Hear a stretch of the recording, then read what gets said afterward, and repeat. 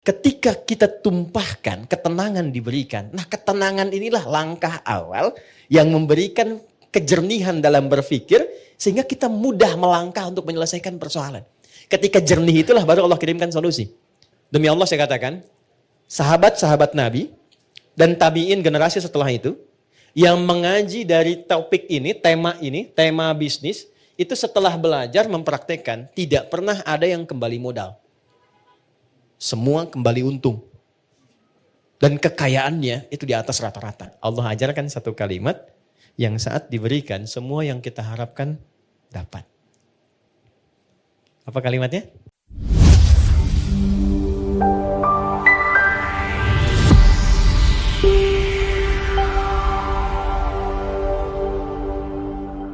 Teman-teman masih ingat di pertemuan yang lalu? Kalau orang benar baca Al-Fatihahnya, dan sudah kemarin kita berlatih baca. Masih ingat hadisnya? Kalau dia sampai bacaan Iyyaka na'budu wa iyyaka nasta'in.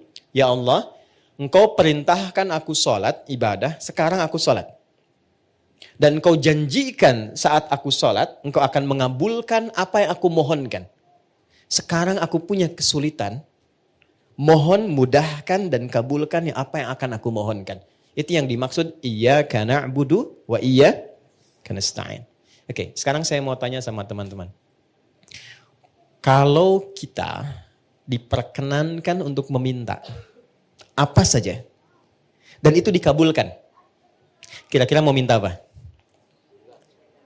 Surga. Baik, surga kan di akhirat ya. Rezeki, baik, rezeki di dunia ya. Sehat, apa lagi? Banyak ya? Banyak ya? Dulu kalau nggak salah ada acara di TV itu dalam semenit ambil apa aja gitu kan? Ya, yang kamu inginkan kan? Ternyata nggak sempat keambil juga semua ya? Oke?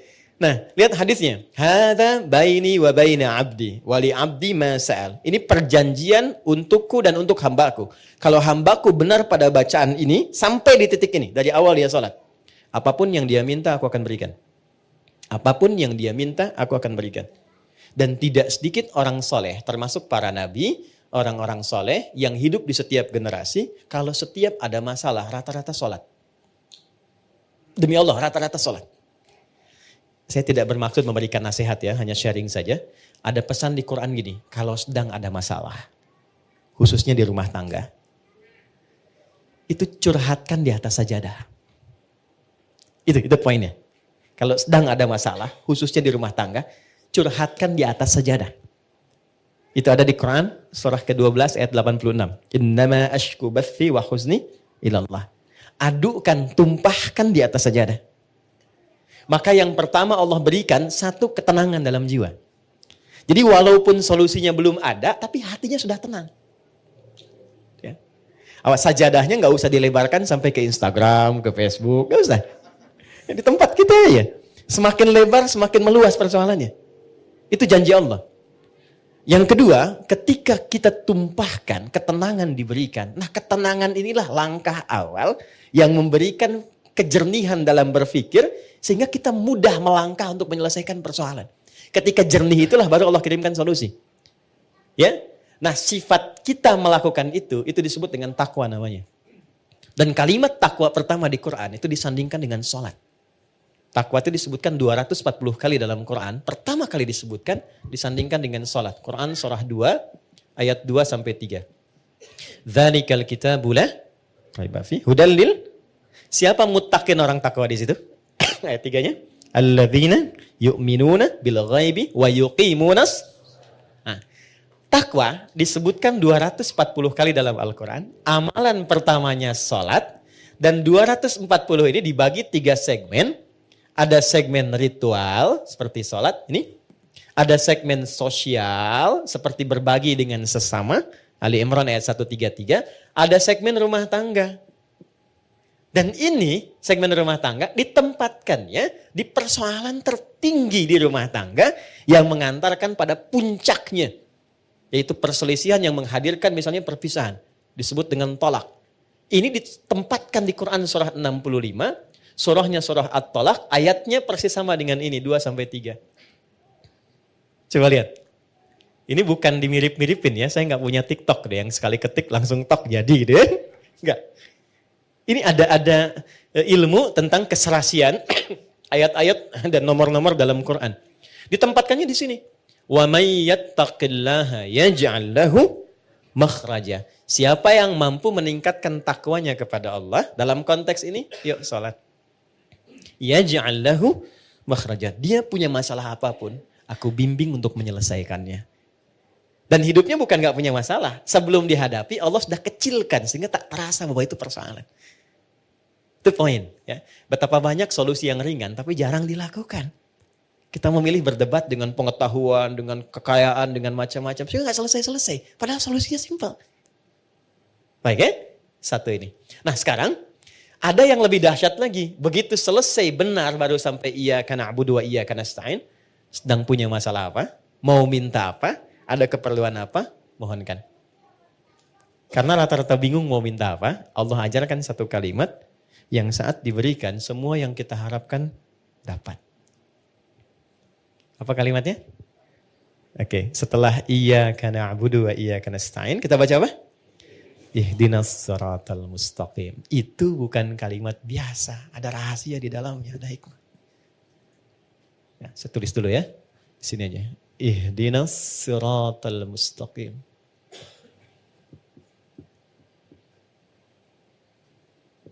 Ya. Pelan-pelan. Nanti kita belajar sama-sama cara baca ini dan menyelaraskannya dengan suasana hati kita seperti apa. Karena ini dijawab nanti ketika kita baca ada jawabannya di ayat lain. Baik ya? Ihdinas siratal mustaqim. Nah, teman-teman kalau diterjemahkannya apa? Tunjukkan kami jalan yang lurus. Itu terjemah tekstual. Baik ya? Itu bisa efektif dibaca saat haji nanti. Ya, saya pernah jadi petugas 2010. Ada jemaah tersesat. Keluar dari maktab dia bingung ketemu tentara orang Arab dia nanya. Jadi orang Arab yang gak bisa bahasa Indonesia, dia gak bisa bahasa Arab. Tapi pintar orangnya. Tidak putus harapan, dia buka gawang maktabnya ditunjukkan. Pak katanya, ihdinas siratal mustaqim. Tunjukkan saya jalan yang lurus ke maktab. Ya? Tapi yang hebat tentaranya itu juga gak kalah cerdik. Begitu dilihat maktabnya kan ada di gelangnya itu. Maka dia tunjukkan siratal ladzina an'amta 'alaihim ghairil maghdubi 'alaihim waladdallin. Lurus jalan ini jangan belok-belok kamu sampai gitu. Itu pernah kejadian. Oke. Ihdina. Ya Allah mohon tunjukkan kami. Ihdina itu dari ahda yuhdi, asalnya dari hidayah. Hidayah superlatifnya hudan. Oke, pelan-pelan. Ihdi itu bentuk permohonan. Berikan kami hudan. Ini asalnya. Ya, pelan-pelan. Berikan kami hudan. Apa itu hudan? Hudan itu asalnya semua solusi yang kita butuhkan dalam hidup. Simpel sekali. Semua solusi yang kita butuhkan dalam hidup. Contoh. Al-Quran itu disebut hudan oleh Allah. Al-Baqarah ayat 185. Ya syahrul Ramadan alladzi unzila fihil Quran hudan linnas. Kenapa Al-Quran disebut hudan? Karena isinya 6.236 ayat dari Al-Fatihah sampai An-Nas itu semua isinya solusi buat kehidupan kita. Tentang anak ada di situ, tentang pekerjaan ada di situ. Tentang maaf ya, semua hal yang kita jalani dalam hidup dari mulai lahir sampai wafat itu ada di situ semua. Jadi bukan ayat bacaan yang hampa makna, bukan. Itu semua kalau dikeluarkan, itu ada temanya secara tematik. Imam Al-Bukhari itu mengeluarkan 97 tema dari Quran. Disusun di dalam kitab beliau namanya Sahih Al-Bukhari. Bukan kitab hadis mata, bukan. Itu ada temanya. Dari mulai tentang iman, Anda bertanya kenapa iman saya suka naik turun. Kalau naik semangat ibadah, kalau turun saya agak malas gitu ya. Di sini nanti dikeluarkan ayatnya, topiknya apa, lalu ayatnya, lalu hadisnya, sejumlah 57 hadis. Ada bab bisnis kitabul buyu'. Teman-teman yang pebisnis, pengusaha, pengen belajar value dari Quran dan hadis, membimbing kita bisnis. Ya, demi Allah saya katakan, sahabat-sahabat Nabi dan tabi'in generasi setelah itu, yang mengaji dari topik ini, tema bisnis, itu setelah belajar mempraktekkan, tidak pernah ada yang kembali modal. Semua kembali untung. Dan kekayaannya itu di atas rata-rata. Ya, saya mau sebut Abdurrahman bin Auf, itu sebelum masuk Islam dan belajar dari Quran, itu kekayaannya itu standar aja walaupun kaya.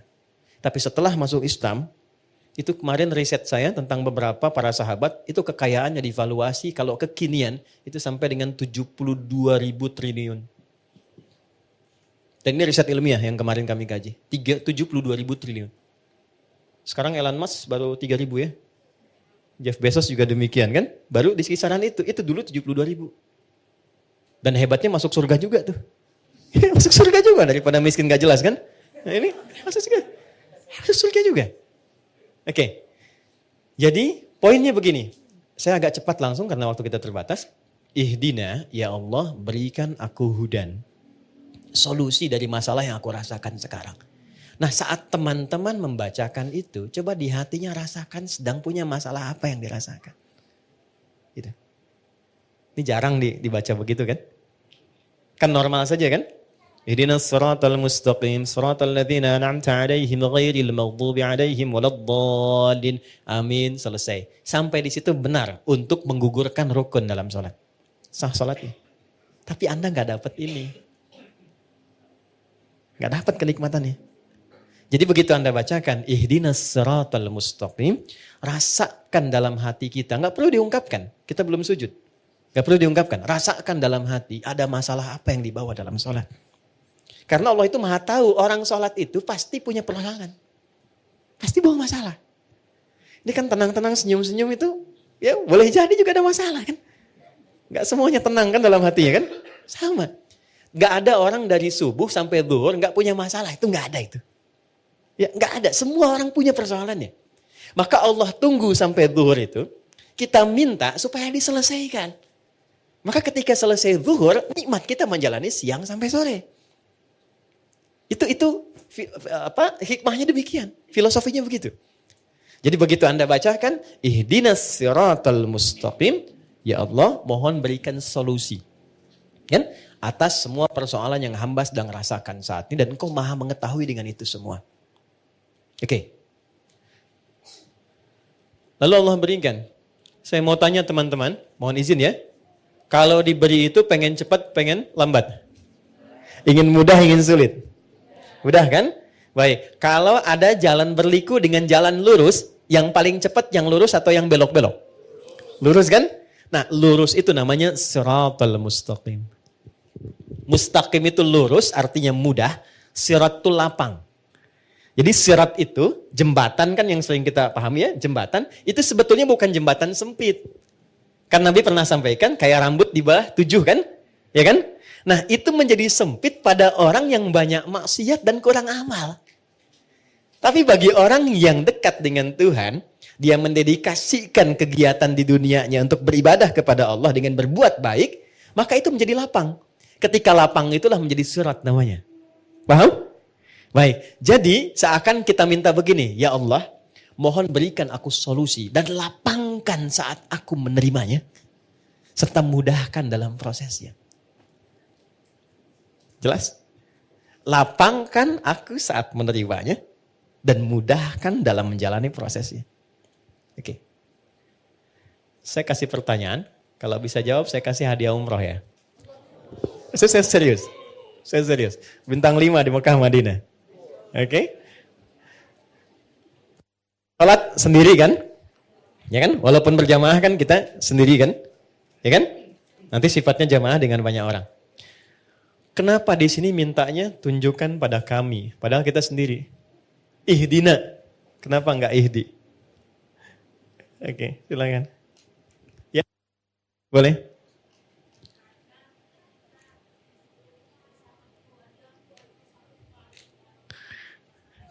Bagus jawabannya. Sampai Cengkareng tuh. Oke, ada yang lain? Silakan. Berdoa agar kami maksudnya tangan, kaki, kepala semua juga ikut berdoa. Bagus. Sampai migrasi. Waktu habis. Waktu habis. Dari sini, saya cepat saja. Gini, Ini filosofi dalamnya, ini saya kasih yang paling dalam sekali. Maaf ya, kalau kita sedang punya masalah, masalah itu untuk sendiri atau kadang ada yang terlibat di sekitaran kita? Oke. Bagi kita mudah, tapi mungkin bagi pasangan kita belum tentu itu mudah. Bagi kita dan pasangan mudah, tapi mungkin bagi ayah dan ibunya belum tentu mudah. Bagi suami istri mudah, tapi bagi anak belum tentu mudah. Kenapa kita sertakan Dina di sini, Ihdina, untuk memberikan kesan bahwa ya Allah, berikan solusi atas masalah yang sedang hamba jalani, mudahkan prosesnya dan lapangkan untuk semua yang mengalami itu. Kalau suamiku di dalamnya, lapangkan hati suamiku pula. Kalau ada tetanggaku di dalamnya, lapangkan tetanggaku. Kalau ada ibuku di dalamnya, lapangkan hati ibuku. Itu dalam banget. Itulah sebabnya kenapa menggunakan na, tidak menggunakan bentuk tunggal secara personal. Jadi ketika kita menunaikan sholat, di situ Allah ingin menyelesaikan persoalan, masalah yang kita alami setuntas-tuntasnya, bukan 1-2 tahapan kehidupan. Jelas? Oke, tiketnya masih saya pegang ya. 1. Jelas ya? Paham ya? Sholat adalah waktu terbaik untuk berbicara kepada Allah. Bukan tentang seberapa panjang doa yang kita ucapkan, tetapi seberapa jujur hati kita saat memohonnya. Bisa jadi satu kalimat doa yang sederhana, diucapkan dengan penuh harap dan keyakinan, menjadi sebab Allah mengabulkan apa yang kita butuhkan. Maka jangan remehkan doa-doa yang diajarkan dalam sholat.